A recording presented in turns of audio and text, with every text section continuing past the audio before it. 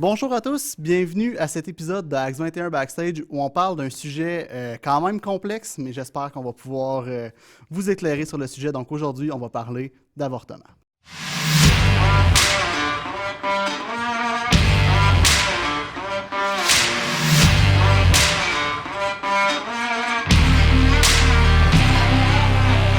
Bonjour Laurence. Salut. Je suis content de te recevoir aujourd'hui. Je suis contente d'être là. Donc, je te présente dans le fond, Laurence, toi, tu es directrice de l'organisme Option Pregnancy Center, c'est bien ça? C'est bien ça, option grossesse en français. Ah, OK. C'est à Lennoxville, à Sherbrooke. Oui. Ouais. C'est quoi, en fait, l'organisme? Donc, dans le fond, nous, notre mission, c'est d'abord d'outiller puis d'engager l'Église pour aborder les sujets donc, qui sont reliés à l'avortement, aux grossesses imprévues, puis tout ce qui touche à ça. Puis on offre nos services à la communauté en offrant des suivis, des accompagnements pour les femmes qui vivent une grossesse imprévue ou d'autres défis pendant leur grossesse. Puis notre vision, vraiment, c'est que toutes les personnes dans notre communauté qui font face à des défis pendant une grossesse puissent se sentir équipés et accompagnés, puis surtout que l'Église devienne un endroit sécure pour toutes les personnes qui vivent des grossesses reliées à... excusez-moi, qui vivent des défis reliés à une grossesse, dans le fond. Ouais. OK. Puis ça, dans le fond, cet organisme-là, c'est un organisme qui est chrétien, si je ne me trompe pas? Oui, c'est ça. C'est un organisme chrétien, puis c'est vraiment important pour nous que tout le monde sache que ce qu'on fait, on le fait pour la gloire de Dieu, effectivement. OK. Est-ce que les gens que vous recevez ou les gens que vous accompagnez, est-ce que c'est juste des chrétiens ou il y a... Non, vraiment pas. Dans le fond, on offre des services à toute la communauté. N'importe qui se présente à nous. C'est juste qu'on le fait pour la gloire de Dieu. OK, wow. Ouais, c'est quand même... c'est beau. J'avais jamais entendu parler de l'organisme, en fait. C'est à Lennoxville. Le nom semble être anglophone, d'après ce que j'ai vu. Est-ce que c'est juste pour les anglophones? Est-ce qu'il y a... Donc, non, c'est pas juste pour les anglophones. Par contre, tu as bien vu qu'on est un organisme qui a un nom anglais. C'est parce qu'on a été démarré par des anglophones, puis on est vraiment soutenu par la communauté anglophone de Lennoxville depuis le début. L'organisme a été fondé il y a 10 ans par Nadine Pfeffard. Malheureusement, elle est tombée très malade après avoir fondé l'organisme, donc ça a été un peu en dormance pendant ce temps-là. Puis là, dans le fond, notre vision, c'est vraiment de rejoindre aussi la communauté francophone, pouvoir donner des services équivalents. La réalité, c'est qu'on est chapeauté par un organisme, un regroupement de centres de grossesse canadien qui s'appelle Pregnancy Care Canada. Donc, la plupart de nos ressources sont en anglais. Puis d'ailleurs, il existe vraiment beaucoup de ressources dans le domaine en anglais. Mais même le concept d'un centre de grossesse, c'est vraiment peu connu au Québec puis dans toute la francophonie, en fait. Donc là, une de nos grosses... un gros travail qu'on fait depuis quelques mois, c'est de traduire ces ressources-là puis de s'équiper de bénévoles francophones aussi. OK, cool. Puis quand on parle d'un centre de grossesse, c'est quoi que vous faites concrètement avec les gens qui viennent vous voir? Donc, concrètement, on offre des services, comme j'ai dit, premièrement, pour les femmes qui sont enceintes et leurs proches. On offre soit pour des femmes qui ne sont pas certaines encore de leur choix, on leur offre des outils, de l'accompagnement, de l'écoute pour qu'elles puissent vraiment... avoir toutes les ressources dont elles ont besoin pour prendre un choix éclairé.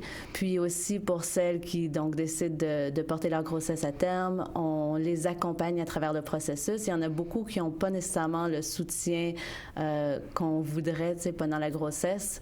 Alors, tu sais, ça peut se traduire en ressources matérielles, en écoute. Ça peut être de les aider à remplir des formulaires, de les orienter pour des services de garde. Puis vraiment, on a une approche assez holistique, dans le fond, qui intègre et le côté psychologique, soutien émotif, et le côté matériel, puis tout le reste, là. Puis aussi, en parallèle à ça, dans le fond, on offre... du soutien, soit en groupe ou individuel, aux femmes qui ont vécu un avortement, puis qui peuvent en garder des séquelles. Donc, on va pouvoir sûrement parler de, justement, plus loin. Ouais. Ben, OK. Puis quand tu dis que vous suivez, que vous guidez les femmes, en fait, pour faire un choix, est-ce que... En tant qu'organisme chrétien, vous offrez quand même la possibilité d'accompagnement vers un avortement ou vous rayez complètement ça des options? Oui, bien, c'est ça qui est intéressant. Dans le fond, nous, on pense vraiment que la plupart des femmes, la raison qu'elles se tournent vers l'avortement, c'est à cause d'un manque de soutien ou des pressions qu'elles vivent. Donc, nous, notre but, c'est pas de rajouter de la pression à cette femme-là. C'est sûr que nous, on croit à la dignité de la vie humaine, mais ce qu'on veut surtout, c'est lui offrir la possibilité d'envisager de garder son enfant. Donc, on va l'écouter, voir c'est quoi les pressions qu'elle a fait face, puis essayer de l'équiper pour surmonter ces obstacles-là. OK. Fait que peu importe le choix qu'elle prend, vous l'accompagnez quand même, puis c'est fait dans le but de justement d'aider la personne qui vit souvent quelque chose de difficile. Effectivement, tu sais, Wow. puis on pense que c'est ça. Dans le fond, la femme est autant importante que le bébé. Puis on espère pouvoir aider les deux, mais on ne va pas abandonner la femme si elle n'a pas pris la décision que nous, on aurait souhaité. Puis dans le fond, on ne s'est même pas vraiment abordé là, que c'est la décision qu'on souhaite qu'elle prenne. Ouais. Ben, c'est quand même louable de dire que peu importe le choix qu'elle fait, vous l'accompagnez quand même. Je vous lève mon chapeau. C'est un discours qu'on n'entend pas souvent en fait dans les milieux chrétiens. J'ai l'impression qu'on est souvent très, très radical. Justement, on a parlé un peu de ce que vous faites. On a évoqué l'avortement. Avant qu'on embarque peut-être plus dans des sujets concernant ça, qu'est-ce que la Bible en dit de l'avortement? Donc, très bonne question. C'est intéressant parce que la Bible, elle dit rien à strictement parler sur l'avortement. Par contre, on peut évidemment aller puiser dans la parole pour vraiment nous informer là, de la vision que Dieu pourrait avoir à propos de ça. Puis pour ça, justement, je vais sortir mes notes là, parce qu'il y a un ou deux passages que j'aimerais vous lire. Donc, d'abord, je vais quand même commencer en fait par vous lire un passage avec lequel peut-être plusieurs d'entre vous sont quand même familiers. C'est le psaume 139. Il dit « Éternel, tu me sondes et tu me connais. Tu sais quand je m'assieds et quand je me lève. Tu pénètres de loin ma pensée. Tu sais quand je marche et quand je me couche. Tu pénètres toutes mes voies. Car la parole n'est pas sur ma langue, que déjà, ô Éternel, tu la connais entièrement. Tu m'entoures par derrière et par devant. Tu mets ta main sur moi. Une science aussi merveilleuse est au-dessus de ma portée. Elle est trop élevée pour que je puisse la saisir. Où est-ce que j'irai loin de ton esprit? Où est-ce que je pourrais fuir de ta face? Si je monte aux cieux, tu y es. Si je me couche au séjour des morts, t'y voilà. Si je prends les ailes de l'aurore et que j'aille habiter même à l'extrémité de la mer, là aussi ta main me conduira et ta droite me saisira. Si je dis, au moins les ténèbres me couvriront, la nuit devient lumière autour de moi. Même les ténèbres ne sont pas obscures pour toi, la nuit brille comme le jour et les ténèbres comme la lumière. C'est toi qui m'as façonné, qui m'as tissé dans le ventre de ma mère. Je te loue de ce que je suis une créature si merveilleuse. Tes œuvres sont admirables et ton âme le reconnaît bien. Mon corps n'était pas caché de toi lorsque j'ai été fait dans le lieu secret, tissé dans les profondeurs de la terre. Alors que j'étais une masse informe, tes yeux me voyaient et ton livre est inscrit tous les jours qui m'étaient destinés, avant même qu'aucun d'eux n'existât. Que tes pensées, ô Dieu, semblent impénétrables, que le nombre en est grand. Si je les compte, elles sont plus nombreuses que les grains de sable. Je m'éveille et je suis encore avec toi. Donc, de ce passage, puis dans plusieurs autres passages, on peut voir déjà que la Bible nous informe que la vie humaine commence dès la conception. L'évangile, c'est quel évangile? L'évangile de Luc nous dit que même Jean-Baptiste tressaillait dans le ventre de sa mère quand à la venue de Marie, dans le fond, qui portait Jésus même dans son ventre. Puis, dans le fond, ça, c'est aussi quelque chose, je trouve ça important de dire, que la science confirme, parce qu'il n'y a pas de moment précis où on peut dire que la vie humaine commence à part la conception. Toutes les autres mesures sont basées soit sur des technologies changeantes ou sinon sur des morales subjectives. Mais le ton de ce passage-là nous donne aussi... dans le fond, une grande humilité par rapport à la merveille de la création. Puis je pense que c'est cette humilité-là qu'on doit porter aussi dans nos discussions par rapport à l'avortement. Ouais. Je vais juste sortir quelques autres petits passages. Dans le fond, bien évidemment, on sait que la Bible nous parle de la dignité de la vie humaine. On est tous créés à l'image de Dieu et pour sa gloire, on est voulu par lui. Et puis, pour inscrire ça, donc, plus dans un contexte social, évidemment, Jésus nous parle constamment de pardonner et d'aimer notre prochain. Ça inclut même nos ennemis. Alors, en tant que chrétien, je pense qu'on ne peut vraiment pas se permettre de pointer du doigt. Puis c'est beaucoup ce qu'on entend, dans le fond, quand il s'agit de parler de l'avortement. Vraiment. Et des grossesses, oui. Ouais. Je trouve ça intéressant. C'est quand même un beau survol, puis je trouve ça intéressant quand tu dis que c'est vrai, le mot avortement n'est pas dans la Bible. Tu sais, ça, c'est une réalité.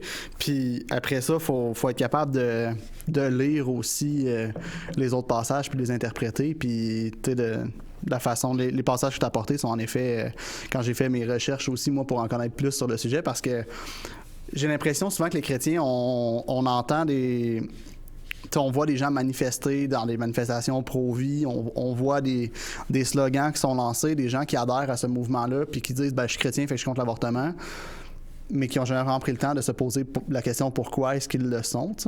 Puis c'est ça, moi aussi, c'est ces versets-là qui m'étaient revenus quand j'ai fait mes recherches par moi-même pour me faire une opinion. En même temps, la question que tous les chrétiens se font poser quand ils parlent à un non-chrétien, ou presque, là, quand on dévoile notre foi à un non-chrétien, c'est OK, fait que t'es contre l'avortement ou pour ou contre l'avortement. Toi, ta réponse à ça, en tant que chrétienne, comment réponds-tu à cette question-là? Oui, bien, je trouve ça intéressant, premièrement, que tu dises ça, parce que je trouve qu'effectivement, c'est une question que beaucoup de gens associent au christianisme, puis je pense qu'on n'en parle pas assez. Mais dans un sens, je comprends, parce qu'on ne veut pas mal en parler, ça peut causer beaucoup de dommages, mais il faut vraiment équiper les chrétiens à savoir pourquoi, justement, s'ils se disent pro-vie, pourquoi ils sont pro-vie? Parce que je pense que ça cause plus de ravages dans l'Église que ce qu'on a l'impression, ou en tout cas, peut-être que les gens réalisent, mais on n'en parle pas beaucoup. Je pense que le débat, tu sais, classiquement, était vraiment...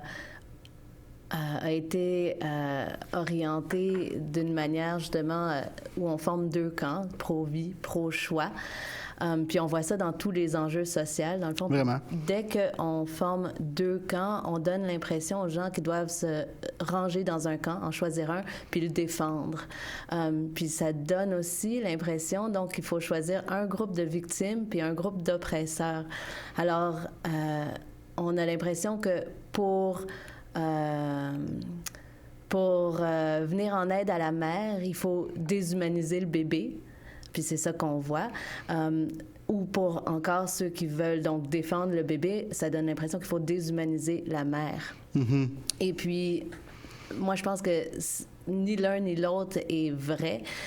Personne n'est vraiment ni anti-vie, ni anti-choix. Il faut qu'on ait un vrai dialogue, dans le fond, qui n'est pas juste deux polarités qui se confrontent comme sur un champ de bataille, là, où on est chacun dans notre tranchée. Puis la plupart des gens, malheureusement, qui sont vraiment blessés par ces enjeux-là, c'est des personnes qui, tu sais, ils sont pas en train de combattre une guerre idéologique. C'est juste... Des citoyens réguliers qui se retrouvent sur le champ de bataille, qui essayent de rester en vie, puis qui sont blessés, puis c'est à ces personnes-là, dans le fond, qu'on veut venir en aide. Oui, puis malheureusement, c'est une question qui est devenue une question politique aussi. Tu sais, on s'entend, il y a des gens qui votent dans des élections purement sur la base de cette question-là. Est-ce que le candidat est pro-vie ou pro-choix? Puis je trouve ça un peu triste, tu sais. Puis moi, de mon côté, quand j'entends cette question-là, ou quand je me fais poser cette question-là, la première chose que j'aime faire, en fait, c'est de séparer le débat en deux questions différentes. Parce qu'il y a l'aspect de est-ce que je pense qu'une femme devrait se faire avorter, ou est-ce que je pense que c'est une option qui est aussi bonne que les autres? Ma réponse à ça, c'est je pense pas. Je pense qu'une femme devrait, dans la mesure du possible, essayer de garder l'enfant. Puis je vais toujours encourager une femme à essayer de le garder si c'est possible. Mais en même temps, donc contre l'avortement dans cet aspect-là, mais en même temps, je pense pas qu'une femme qui se fait avorter devrait aller en prison. Tu sais, il y a l'aspect légal. Est-ce que je pense est-ce que j'encouragerais une femme à se faire avorter? Probablement pas. Est-ce que je pense qu'elle devrait aller en prison? Non plus. Tu sais, c'est ces deux aspects-là que je trouve qu'on oublie des fois de séparer, tu sais, puis de vouloir faire, je sais pas... Mais c'est difficile de les séparer vraiment parce que la foi informe la politique.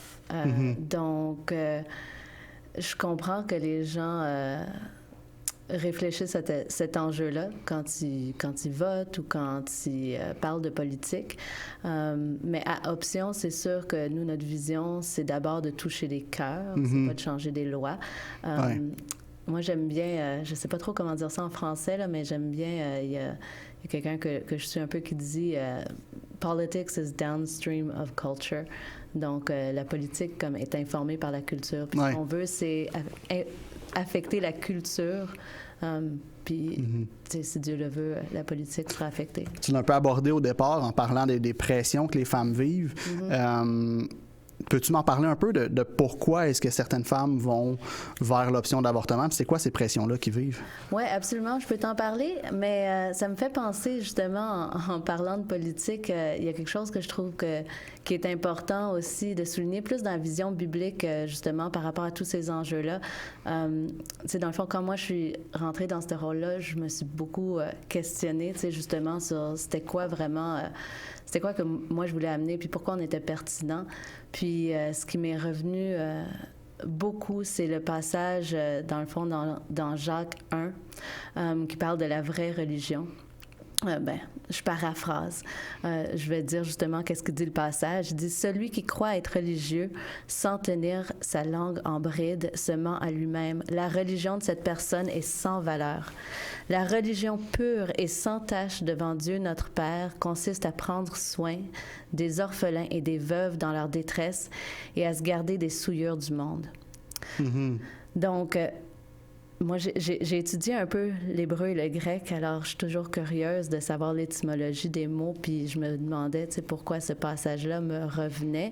Il semble, on peut comprendre un peu qu'ils soient liés, mais dans l'hébreu et dans le grec, ce que j'ai découvert, c'est que le mot « veuve » signifie littéralement et fait référence à une femme à qui manque un mari. Puis orphelin, dans le fond, comme dans l'anglais « fatherless », ça signifie littéralement et ça fait référence à un enfant qui n'a pas de père ou à qui le père manque, qui n'est pas présent. Donc, justement, tu sais, moi, ce que ça met en lumière, c'est que si chaque homme se souciait réellement, dans le fond, du bien-être de la femme puis de ses enfants, moi, j'aurais pas de travail.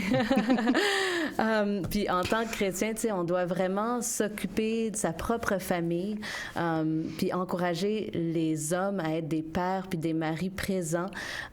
Mais ensuite, on doit aussi être vraiment proactif puis créatif dans notre manière d'aimer et d'aider les femmes et les enfants, dans le fond, qui se retrouvent dans cette situation-là. Puis, tu sais, quand on parle d'avortement, on parle aussi de si la femme se fait pas avorter, ben là, on parle de monoparentalité. On parle souvent d'enfants à qui manque un père, malheureusement. Puis donc, juste pour en revenir, tu sais, à l'idée biblique pour une minute, c'est ça, je pense que c'est vraiment fondamental à ce qu'on fait à Option. Oui, super intéressant. Puis donc, tu me posais la question, tu sais, à propos de qu'est-ce que cette femme-là peut vivre. Ben, c'est dans le fond, même moi, j'en apprends à tous les jours. Il n'y a pas deux situations qui se ressemblent. Chaque femme vit quelque chose qui est vraiment propre à elle. Par contre, c'est sûr qu'il y a quelques facteurs, tu sais, qui reviennent. D'abord, une grossesse inattendue, ça confronte à tes choix de vie. C'est toujours, ça vient brasser les relations sociales, les relations proches dans ta vie. Et puis, c'est toujours, dans le fond, accompagné par une panoplie d'émotions complexes. Il y a des femmes, en fait, qui, si elles ont du soutien, puis si dépendamment de la circonstance dans laquelle elle est, justement, qui peut vivre ça bien, puis pour laquelle ça peut être un moment joyeux. Puis qui choisit de garder son enfant puis qui peut l'accueillir. Il y en a beaucoup d'autres, par contre, qui vivent beaucoup plus de tumulte, là, j'imagine qu'on pourrait appeler ça. Puis là-dedans, il peut y avoir la peur de devoir rester avec un homme, par exemple, avec qui elle n'est pas en amour. Il peut y avoir, au contraire, la peur que son chum la quitte. Il peut y avoir la honte d'avouer à ses parents, justement, ou la peur qu'eux, ils aient honte de la situation. Malheureusement, on voit ça justement chez des femmes chrétiennes. Il peut y avoir aussi le regret d'avoir eu la relation ou de ne pas avoir utilisé de contraception ou même, justement, tu sais, la femme peut être très fâchée que, justement, la contraception a échoué. C'est toutes ces choses-là, là, ça vient faire vraiment... un gros orage. Puis... Parfois, il y a aussi de la joie puis de l'excitation, tu sais, à travers tout ça, quand même, à l'idée de l'aventure d'être mère. Mais habituellement, tu sais, à moins d'avoir vraiment beaucoup de résolu puis beaucoup de soutien, c'est le négatif qui l'emporte. Puis c'est comme dans la panique de la situation que la femme choisit l'avortement. La plupart des femmes qui se retrouvent dans cette situation-là n'ont pas nécessairement de personne ou d'endroit sécure ou justement... comment on dit en français, process, pour assimiler tout ça. Assimiler tout ça, pour prendre le temps de s'informer, puis de prendre une décision éclairée, dans le fond. Donc, si on se met à leur place pour une seconde, elles doivent prendre une des décisions les plus importantes de leur vie, qui affectera tout le restant de leur vie, puis les personnes autour d'elles aussi, rapidement, souvent sans soutien, même souvent avec de la pression. Puis,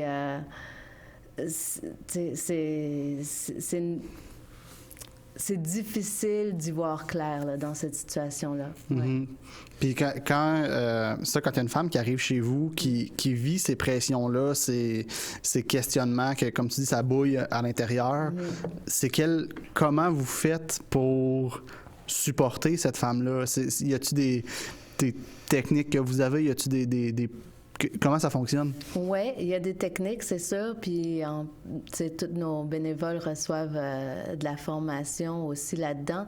Mais je dirais que la première chose, puis ça, n'importe qui peut le faire, là, c'est de l'écouter. D'écouter ce qu'elle vit. Souvent, des femmes vont prendre cette décision-là, même dans le secret, parce qu'elles ont l'impression d'avoir personne à qui en parler. Déjà, ça, c'est un gros pas. De pas tout de suite donner ton opinion, mais en l'écoutant, ce qui est merveilleux, dans le fond, c'est qu'elle va nous révéler les pressions auxquelles elle fait face, puis les personnes aussi dans sa vie qui peuvent l'aider. Puis à ce moment-là, nous, notre rôle, c'est juste d'aller sonder avec elle, OK, tu fais face à quelles influences en ce moment, à quelle pression, puis de passer avec elle à travers le processus de prendre une décision éclairée, c'est-à-dire de faire justement un topo de toutes ces choses-là, puis justement comment on peut y remédier, comment on peut l'épauler, comment on peut surmonter ces obstacles-là pour qu'après ça, elle puisse prendre une décision qui n'est pas juste prise dans la panique, mais qui est prise en pleine connaissance des ressources qui s'offrent à elle, là, dans le fond. Ouais. OK. Puis tu as parlé tantôt, quand tu parlais des différentes pressions, tu as parlé que les femmes chrétiennes vivent souvent la pression de la honte ou des parents qui ont honte de la situation. Comment ça s'explique? J'ai l'impression, moi, en tout cas dans ma compréhension de ce que c'est d'être chrétien, c'est supposé être basé sur l'amour, le pardon puis l'accueil. Comment est-ce que c'est possible que j'ai l'impression que ces femmes-là reçoivent le contraire? Oui. Bien, comme on parlait tantôt, là, le débat a souvent été orienté pro-vie, pro-choix. Puis donc, il y a beaucoup de chrétiens qui ont pris qui ont intégré une vision très radicale là, par rapport à l'avortement et par rapport à la sexualité, tout court. Puis, ben d'abord, pour mettre un peu en perspective, tu sais, quand on parle d'avortement, on parle de, selon l'Organisme mondial de la santé, 50 millions d'avortements par année mondialement. Pour mettre un peu ça en perspective, la population du Canada, la plupart du monde vont le savoir, c'est environ 35 millions de personnes. Le nombre total de morts causées par le cancer, c'est 10 millions. Le nombre total de morts, toutes causes confondues annuelles, selon l'Organisme mondial de la santé, est d'environ 55 millions. Ça veut dire qu'il y a autant d'avortements mondialement par année qu'il y a de morts totales, à peu de choses près. L'avortement, c'est une femme sur 3 ou 4, dépendant des statistiques, puis malheureusement, c'est à peu près la même chose au sein de l'Église. Ça veut dire que, admettons, si tu as une mère, une sœur, puis une fille, statistiquement parlant, il y en a une d'entre elles dans sa vie qui va avoir un avortement. Donc, ça nous touche tous de vraiment près. Et dans l'Église, effectivement, les femmes aussi sont vulnérables à ce choix-là. Ce qui est comme ironique et triste, c'est que dans l'Église, des fois, on va, en étant trop fort, trop insistant sur l'idée justement pro-vie, on pousse des femmes vers l'avortement. C'est-à-dire, je vais vous raconter l'histoire qu'une de mes mentors, Jutta Whitmire, m'a racontée justement. C'est la fille d'un pasteur qui est venu à elle, puis qui vivait une grossesse imprévue, puis qui était vraiment résolue là, qu'il fallait absolument qu'elle ait recours à une interruption de grossesse. Puis elle savait là, que ça allait contre sa foi, puis contre ses valeurs. Mais elle était tellement persuadée qu'elle allait perdre sa réputation puis sa communauté parce qu'elle avait entendu parler ses parents puis l'Assemblée de façon vraiment négative à propos justement des filles qui tombent enceintes avant le mariage. Puis donc, c'est ça, c'est tellement triste qu'effectivement, souvent, cette approche-là, sans le vouloir, pousse des filles vers l'avortement. Ouais. C'est quand même vraiment triste, surtout que, tu sais, quand on prend le temps d'y penser, la fille ou la femme qui tombe enceinte en dehors du mariage dans l'Église ou qui se retrouve à devoir faire face à ce choix-là, en théorie, le péché, tu sais, la relation sexuelle qui était hors mariage a déjà eu lieu. Ouais. Fait que de juste venir lui taper sa tête pour faire comme « Pourquoi t'as fait ça? » puis la pousser vers un deuxième péché, il me semble que c'est dramatique quand on y pense. On serait bien mieux de les accueillir, ces femmes-là, puis de les supporter pour justement comme arrêter l'hémorragie, en fait. Absolument, mais tu sais, souvent, cette relation-là a eu lieu dans le secret. Donc, de porter la grossesse à terme, ça serait nécessairement de sortir du secret. Puis il y a beaucoup de femmes, malheureusement, qui font le choix que c'est plus facile de demander pardon à Dieu pour un avortement que de faire face à leur communauté puis au jugement qu'elles vont subir d'avoir eu cette relation-là. C'est dramatique ce que tu dis là. Ouais. Ça me... Wow. Comme... J'ai l'impression, quand j'entends ça, que l'Église faillit à sa mission. Absolument, oui. Wow. OK, c'est... Puis, comment est-ce qu'en tant qu'Église, on peut arrêter ce phénomène-là? Qu'est-ce qu'on peut faire concrètement pour... Bien, c'est sûr que je pense qu'on doit faire attention à la manière dont on parle de ça, mais en même temps, on doit en parler. C'est ça qui est... C'est pour ça que, justement, on existe, tu sais, comme organisme, puis c'est pour ça qu'une de nos missions, c'est d'équiper l'Église pour avoir ces discussions-là d'une manière aimante et informée. Puis, je pense que... Bien, justement, en fait, je vais vous raconter une autre histoire que Jutta m'a racontée, qui vient contraster, justement, avec la première.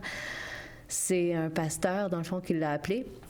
avec, lui, dans le fond, il avait appris qu'il y avait une jeune femme dans sa congrégation, donc, qui était enceinte puis qui avait déjà cédulé un rendez-vous pour une interruption de grossesse.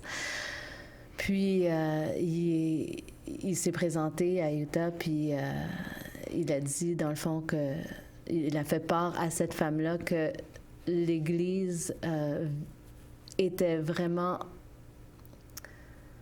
Dans le fond, il a pris...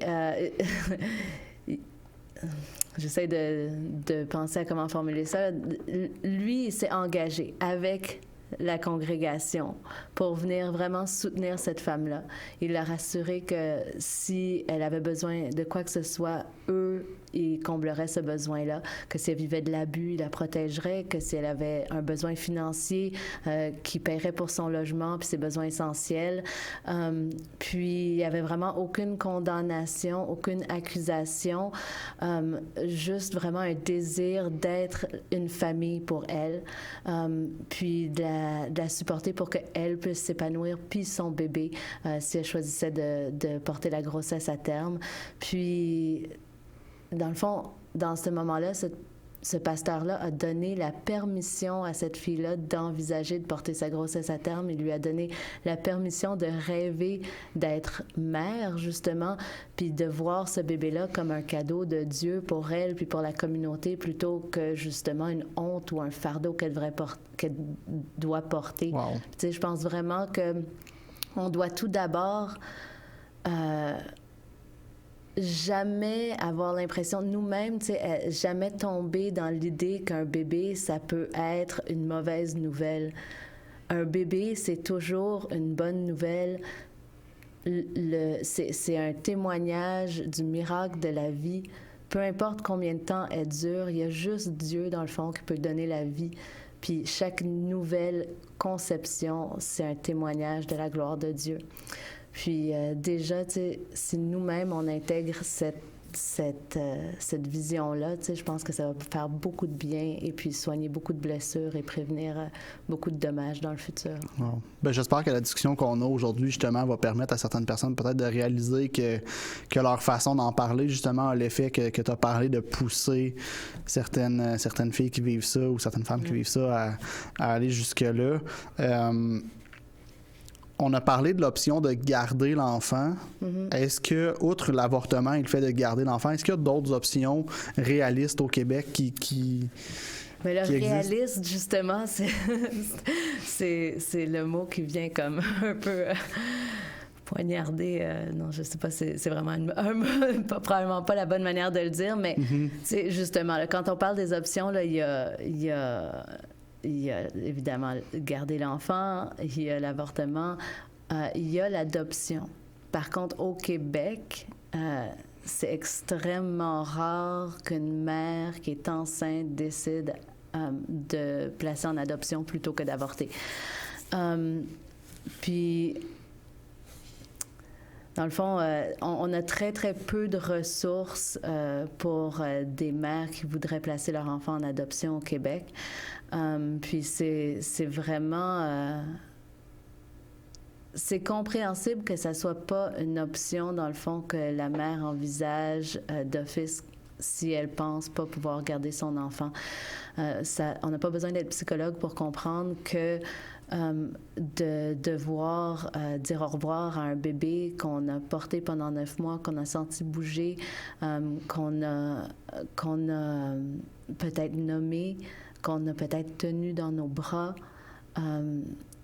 et qu'on a peut-être même nourri après l'accouchement, ça fait mal. Mm-hmm. C'est pas une option facile. Par contre, ça peut être une option vraiment valable dans certaines circonstances où la mère pense pas pouvoir bien s'occuper de son enfant. Puis je pense que ce qu'on doit faire, tu sais, pour aider ça, c'est d'abord de changer la manière justement qu'on aborde l'adoption, dans le sens où il y a beaucoup de services, puis on a une très belle vision des parents adoptifs, puis du bébé adopté, puis tant mieux, parce que, tu sais, c'est un rôle vraiment essentiel, puis on veut valoriser ça, mais on entend rarement parler de la mère biologique, puis d'habitude, on n'en entend pas parler en bien. Tu sais, on se dit, Moi, je serais jamais capable de faire ça, admettons. Mm-hmm. Mais, tu sais, effectivement, ça prend du courage.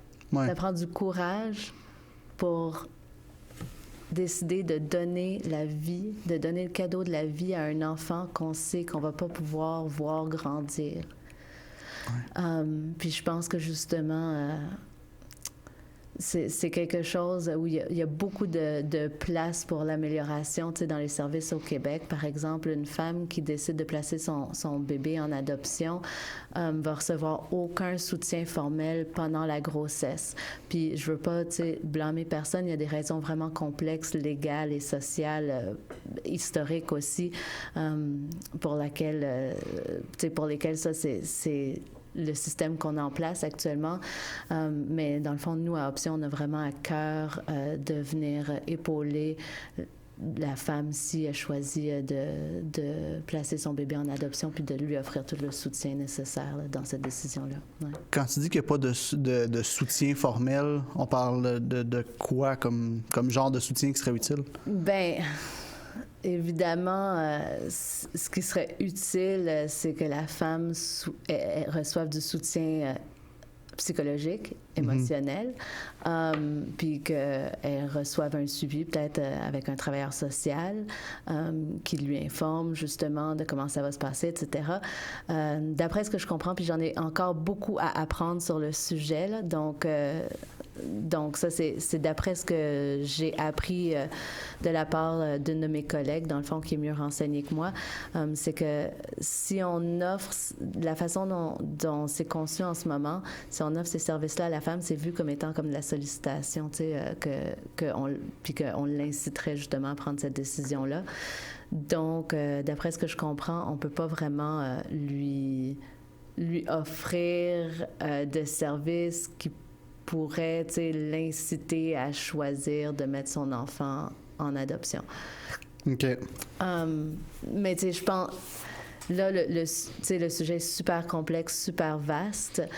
Puis moi, j'ai juste, tu sais, comme des connaissances limitées là, dans ce domaine-là. Mais clairement, tu sais, un de nos buts, c'est d'approfondir notre connaissance de ce système-là pour pouvoir l'offrir comme une option réaliste. Parce qu'en ce moment, c'est ça, c'est très difficile de voir ça comme une option réaliste pour la plupart des femmes. Parce que je comprends, c'est un enjeu légal plus que d'autres choses quasiment à ce niveau-là. Ben même là, tu sais, je me porterais pas à te donner une réponse complète là, parce que j'ai encore besoin d'étudier la chose. C'est bon, il n'y a pas de problème. On a beaucoup parlé depuis le début de la femme, de ce qu'elle vit, de tout ça. Tu l'as mentionné un peu. C'est quoi le rôle de l'homme à travers ça? Parce que la réalité, c'est que c'est la femme qui est enceinte. C'est biologiquement, c'est comme ça que ça fonctionne. Mais l'homme, à travers ça, y a-t-il des moyens que moi, concrètement, je peux aider dans une situation comme ça? Oui, absolument. Mais je pense qu'on le dit pas assez, mais le rôle des hommes est vraiment absolument vital. J'imagine que je t'apprends rien si je te dis que pour chaque grossesse, dans le fond, il y a un monsieur. Oh, surprise! Ouais. Désolée si on vient de l'apprendre à vos enfants, si vous nous écoutez. Donc, selon la Bible, l'homme est la tête de la famille. Tout autant que Christ, c'est la tête de l'Église. Puis donc, il est appelé à aimer sa femme puis ses enfants de manière sacrificielle. Si chaque homme prenait ce rôle-là à cœur, même s'il l'exécute pas parfaitement, comme j'ai dit tantôt, j'aurais pas de travail. Tu sais, on n'aurait pas ce problème-là aujourd'hui. Dans le fond, malheureusement, par contre, c'est sûr que les hommes sont souvent tout autant victimes que la femme de leurs circonstances. Puis c'est un privilège quand même rare d'avoir même une figure paternelle stable et saine dans la société dans laquelle on vit. Mais en tout cas, ça s'en vient de plus en plus rare, là. Je sais qu'il y a encore beaucoup de bons pères dans le monde. Mais en tout cas, c'est sûr que c'est vraiment difficile aussi parce qu'on martèle sans cesse aux hommes qu'ils ne devraient pas faire partie de la discussion, justement, parce que justement, c'est des hommes, puis qu'on voit l'avortement comme quelque chose qui affecte la femme. Puis c'est vrai que ça l'affecte démesurément, mais je pense pas qu'on fait un service ni à un sexe ni à l'autre en excluant les hommes du débat.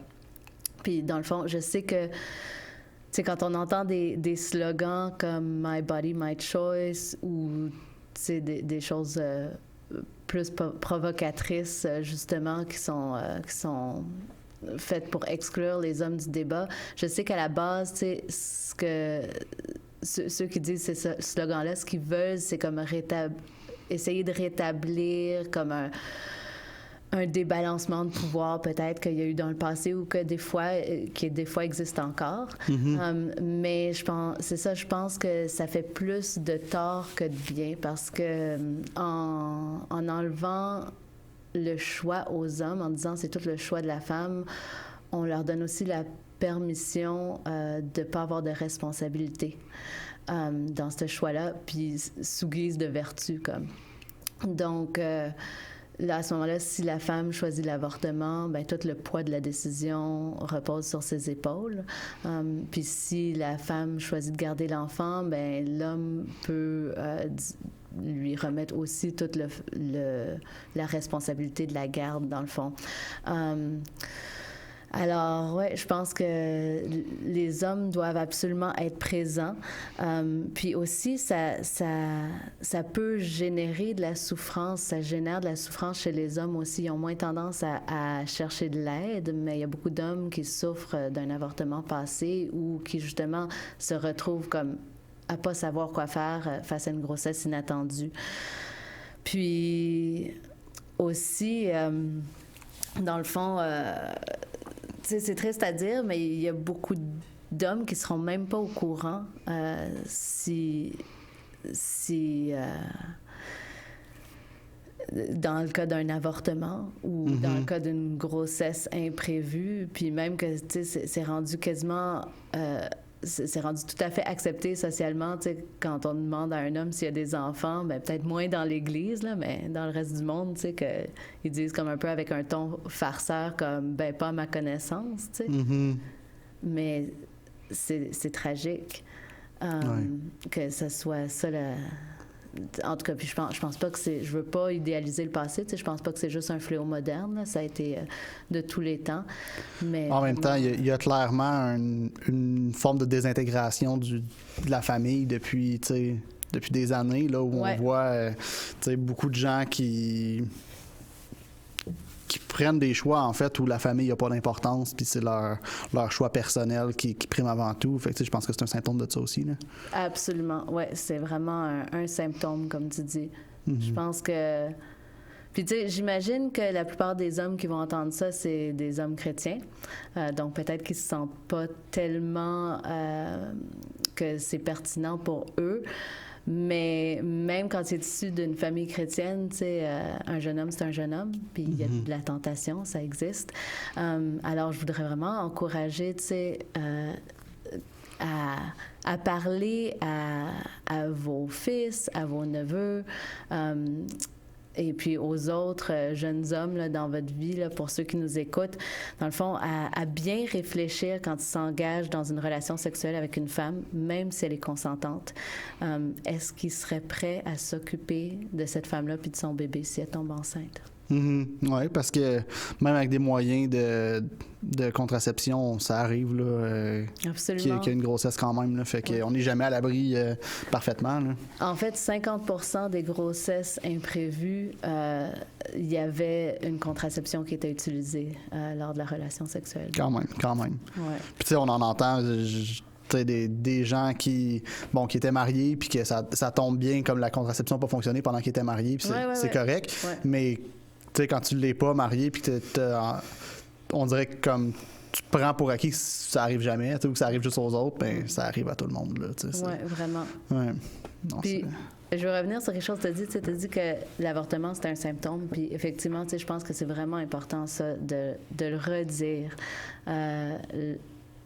C'est un symptôme du fait qu'on vit dans une société qui accorde tellement peu d'importance à la vie humaine, justement.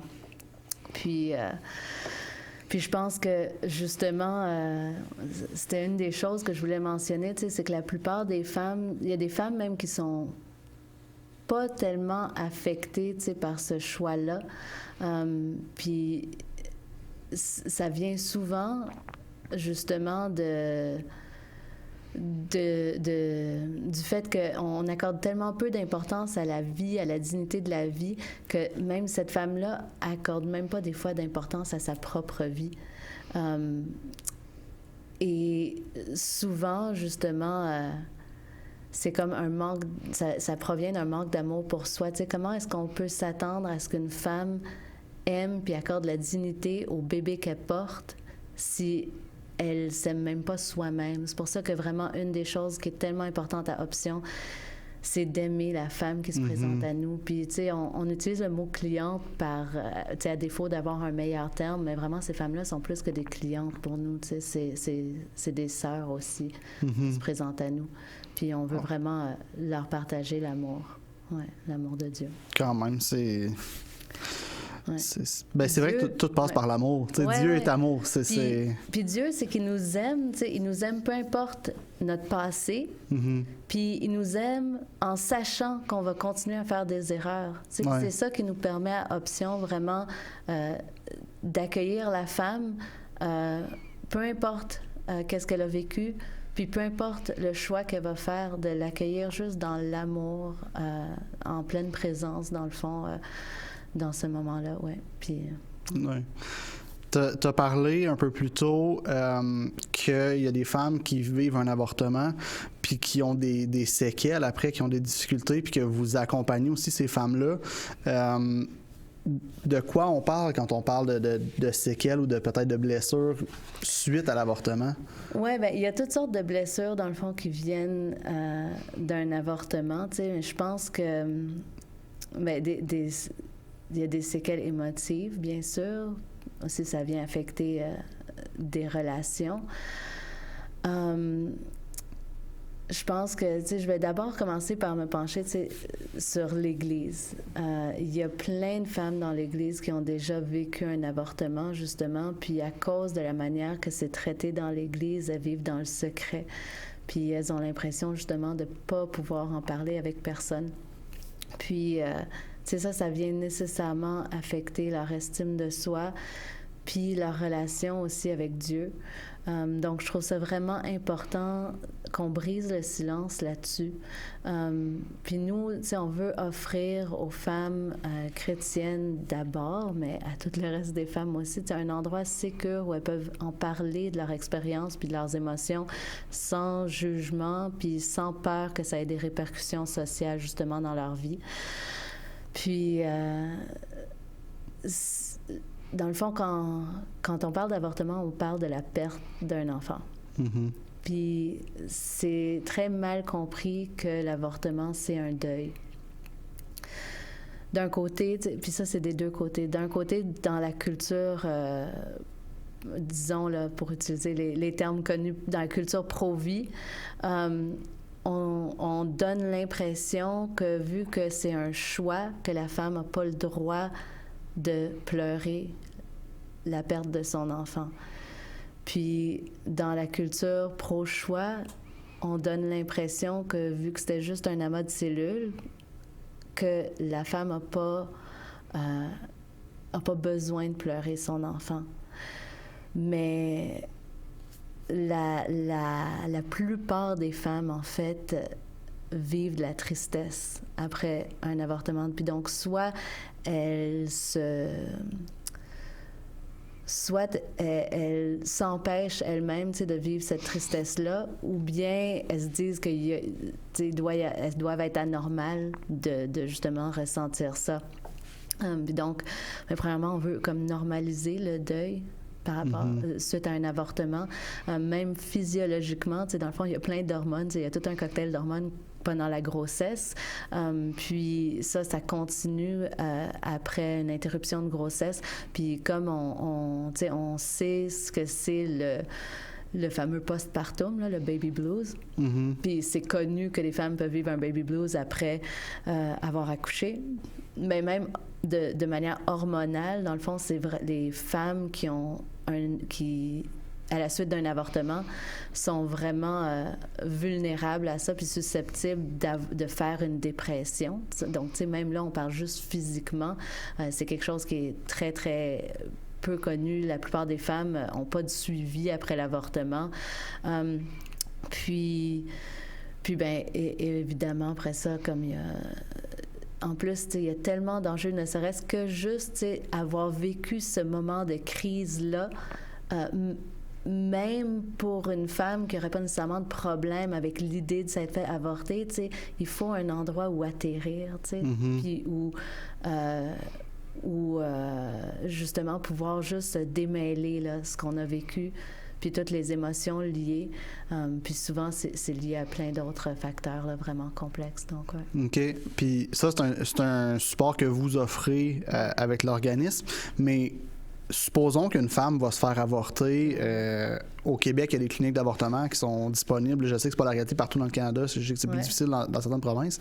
Mais je sais qu'au Québec, c'est relativement simple, entre guillemets, là, d'avoir accès à ça parce qu'il y a des cliniques.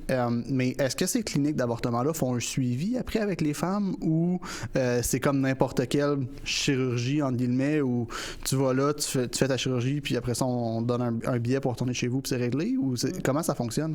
Bien, ça dépend des endroits. Puis ça dépend aussi beaucoup de la personne qu'on voit. J'ai déjà entendu des témoignages de femmes à qui quand même on a offert une rencontre après. Mais tu sais, c'est pas systématique qu'on offre un soutien après.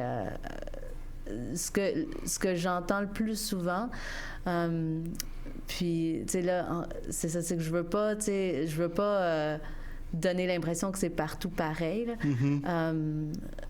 Ce que j'entends le plus souvent, c'est qu'effectivement, là, après ça, t'es renvoyé à la maison, là, puis c'est la fin de l'histoire, dans le fond, parce que c'est pas vu comme étant quelque chose de grave.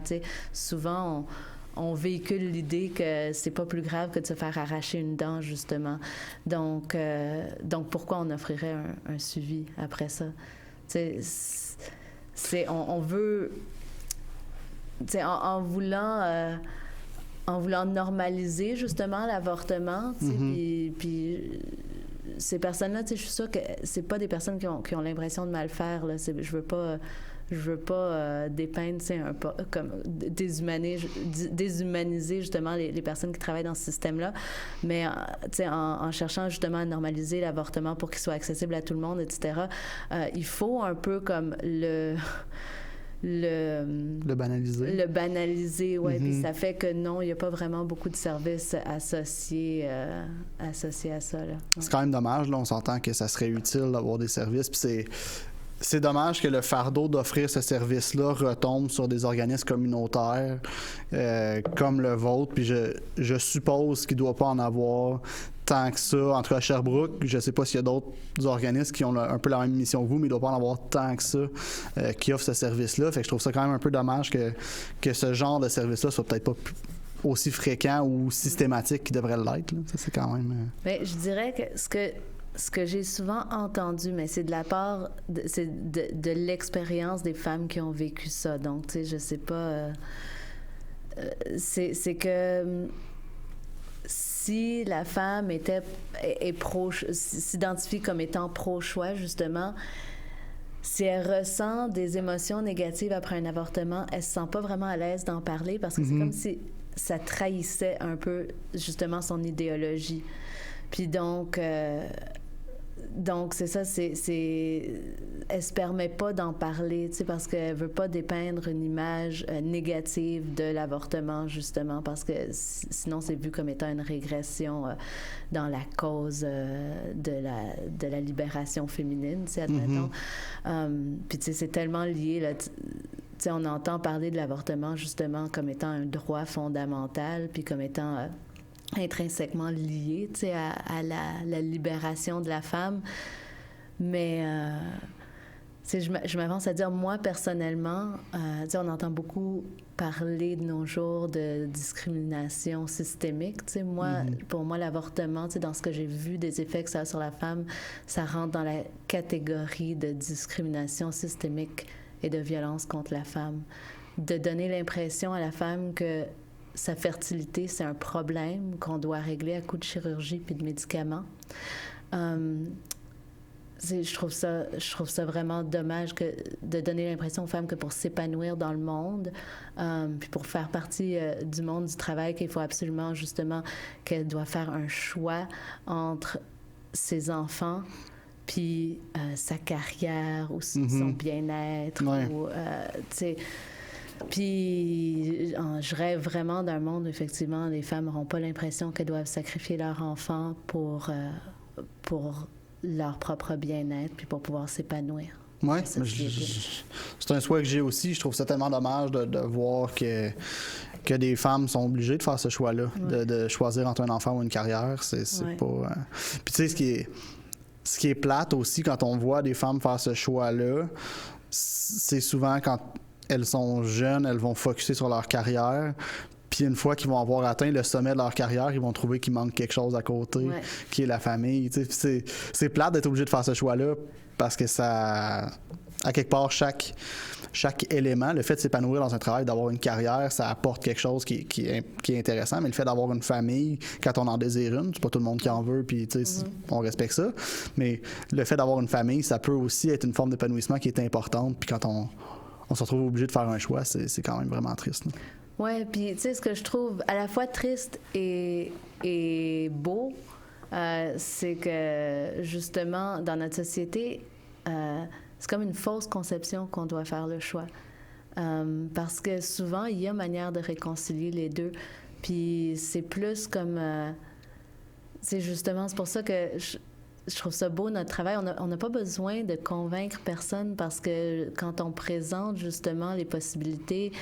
la plupart du temps, elle ne doit pas abandonner sa carrière, elle ne doit pas abandonner ses études, elle n'est pas obligée, les relations qu'elle s'imagine qu'elle va perdre, souvent, justement, ça arrive que c'est réel. Puis il y a des sacrifices à faire, c'est sûr. C'est pas facile d'accueillir un enfant dans le monde, même quand on est préparé, même quand c'était planifié, mais... il y a manière de réconcilier tout ça, puis il y a de plus en plus de services puis de ressources qui sont disponibles. Donc, on a dans le fond un beau problème juste de c'est juste qu'il faut le faire voir, justement. Ce changement de vision qu'on a besoin. Oui, vraiment. Puis, tu sais, souvent, justement... les femmes dans cette situation-là, le défi, c'est de leur permettre justement d'imaginer quelque chose de différent que ce qu'elles avaient prévu pour leur vie. Puis c'est ça. C'est souvent, justement, ça amène quelque chose de vraiment beau.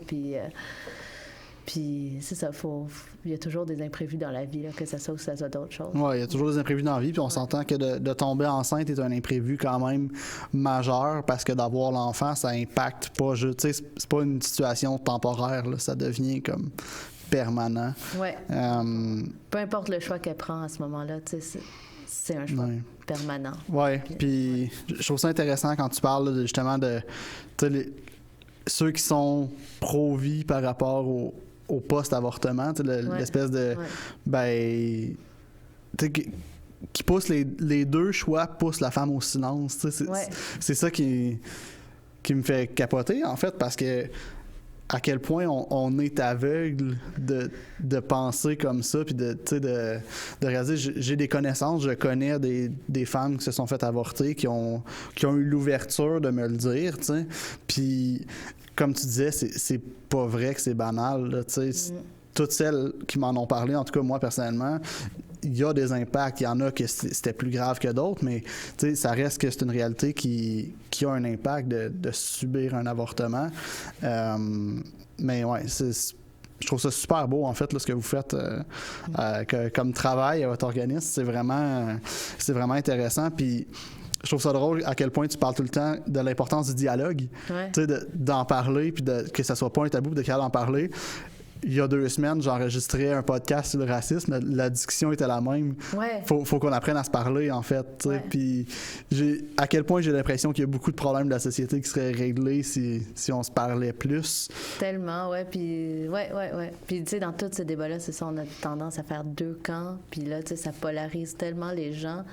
Puis l'un et l'autre, tu sais, quand déshumanise, tu sais, son opposant idéologique, mais tu sais, si on se parle, on réalise que la plupart des gens sont pas dans les extrêmes, tu sais, la plupart des gens sont nuancés, puis veulent juste en apprendre plus. Souvent, on a peur de poser des questions, tu sais, puis ouais, je trouve ça vraiment important. Puis, tu sais, comme tu disais, tu sais, faut pas minimiser non plus les obstacles auxquels elle va faire face. Tu sais, si elle choisit de garder l'enfant, là, c'est énorme comme décision. Puis c'est pour ça que vraiment, tu sais, je pense que c'est souvent dit en fait, là, mais tu sais, j'insiste sur le fait que, tu sais, si on se dit pro-vie, là, il faut vraiment aussi être engagé à outiller ces femmes-là, puis à venir juste tu sais, les accompagner, là, puis faire partie de sa famille, puis aider à combler ses besoins. Ouais, puis tu sais, on l'entend des fois dans des discours. Tu sais, j'ai vu des memes ou des posts là-dessus passer sur Facebook de comme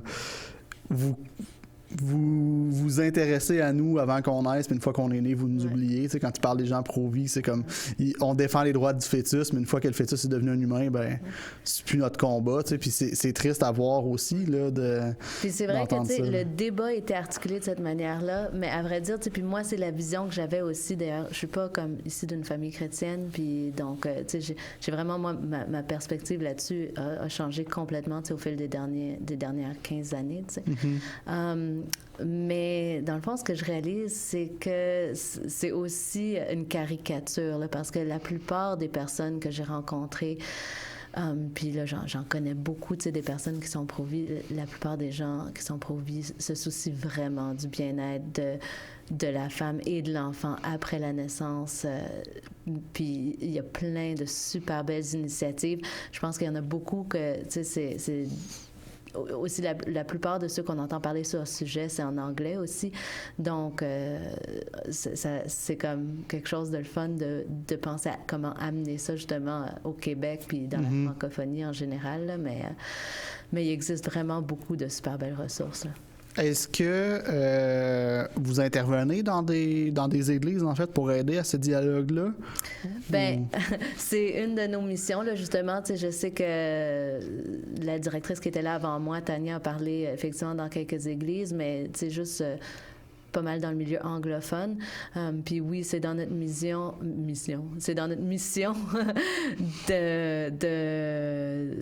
de participer à l'Église, puis d'outiller les églises, justement, pour pouvoir développer des services appropriés, puis, comme j'ai dit, de devenir des endroits sécures et aimants pour les femmes, peu importe les défis auxquels elles font face, puis peu importe leur historique, et juste de venir les aimer de manière concrète, là. Ouais. Bon, puis est-ce que vous ressentez une ouverture des églises à ça, ou c'est plus froid un peu, c'est plus... À date, oui, vraiment, ouais. Tu sais, on s'est pas étendu très loin encore, puis tu sais, moi, mon focus, c'est vraiment Sherbrooke, là, pour commencer, mais tu sais, on a eu une super belle réception à Axe, là, comme c'est évident en ce moment. Puis d'ailleurs, je voudrais dire que, tu sais, je parle de ça, puis tu sais, je trouve que, par exemple, déjà, Axe, il y a des super belles initiatives, là, comme les matinées pour maman, etc., qui sont des super beaux outils, justement, juste pour valoriser la famille, tisser des liens, tu sais, puis donner le potentiel, justement, aux mères de se connecter. Puis les mères aussi ont besoin de ça quand elles sont aussi pas des mères monoparentales, mais tu sais, tout le monde vit des défis. Puis d'ailleurs, tu sais, c'est une des choses qui est importante pour nous. Tu sais, on veut pouvoir aussi aider des femmes qui vivent des défis pendant leur grossesse, même si c'était pas nécessairement une grossesse imprévue. Il y a toutes sortes de défis qui peuvent se pointer, des vulnérabilités. Puis, tu sais, ça commence par valoriser, comme tu disais, là, plutôt la famille. Il y a tellement de désintégration de la famille là, dans le monde, dans la culture générale. Donc, c'est de vraiment valoriser ça dans l'Église. Puis, c'est super que les femmes puissent s'accomplir dans leur travail, tu sais. Mais c'est important aussi qu'elles puissent s'accomplir à la maison, dans leurs tâches quotidiennes, puis leur donner, tu sais, un réseau de soutien là, dans ce rôle-là. Ouais. Oui, super intéressant. C'est quoi, en fait, là, le futur pour l'organisme? C'est quoi vos plans à long terme? Tu as parlé tantôt de traduire le contenu, le matériel que vous avez pour mieux desservir la tranche francophone de la population. Y a-t-il d'autres objectifs à long terme? Oui. Mais en fait, on s'attend à grandir nos locaux quand même bientôt, d'ici quelques mois. Donc, on est activement à la recherche d'un local un peu plus grand pour pouvoir accueillir plus de bénévoles, aussi grossir l'équipe un petit peu. Il y a beaucoup de personnes intéressées à participer. Puis donc, en fait, on est à la recherche en ce moment d'un local là, qui aurait au moins 2 bureaux puis une salle commune pour pouvoir faire aussi des activités de groupe, parce qu'en ce moment, on focus beaucoup 1 à 1, mais on aimerait ça pouvoir avoir plus de soutien comme style communautaire. Puis, bien évidemment, on a besoin de soutien financier là, mensuel. Surtout, on ne reçoit aucune subvention du gouvernement. Donc, tout ce qu'on fait, là, c'est grâce à nos donateurs.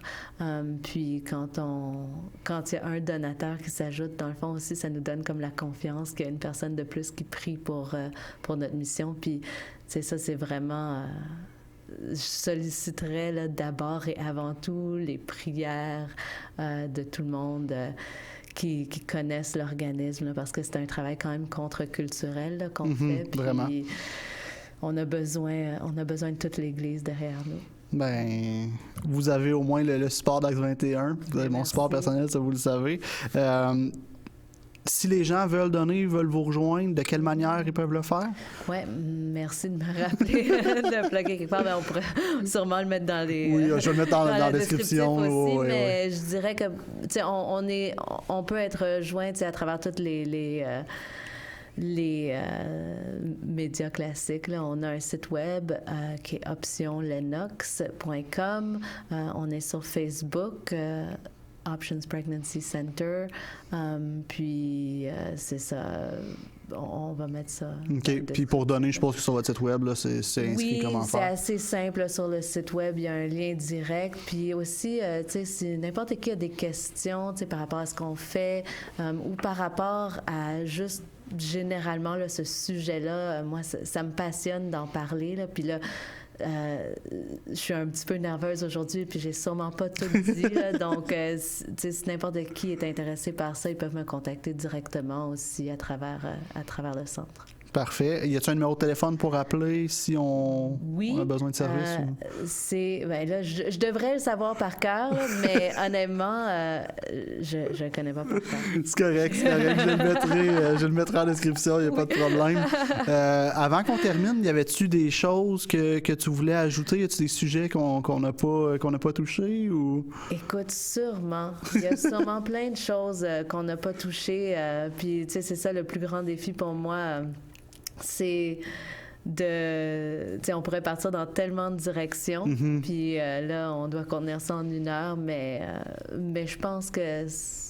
je pense qu'on a fait quand même un bon survol, ouais. Good. Ben écoute, merci d'être venu. Puis j'espère qu'on va avoir l'occasion de refaire un autre épisode ensemble sur un autre sujet peut-être. Ouais. Je te souhaite bonne chance dans la mission de l'organisme. Je souhaite bonne chance à tous les bénévoles aussi. Puis comme on disait, là, je vais mettre en description tous les moyens de les rejoindre. Je vous invite à les contacter si vous voulez les supporter, que ce soit en étant bénévole ou financièrement, peu importe. Je vous invite à les contacter. C'est une mission que je trouve vraiment incroyable. Merci de faire ce travail-là qui doit tellement pas être facile d'un fois avec des femmes qui sont souvent blessées, qui vivent des épreuves, mais c'est un service qui est essentiel selon moi, puis je vous souhaite bonne chance. Bien, merci à toi de nous recevoir, puis aussi, tu sais, je fais ça avec une équipe vraiment excellente, puis c'est passionnant comme travail, alors je suis choyée de pouvoir faire ça tous les jours. Super. Donc, merci de nous avoir écoutés, merci de vous être rendus jusqu'à la fin. Je vous souhaite une bonne semaine, on se revoit à la prochaine avec un autre épisode. Au revoir.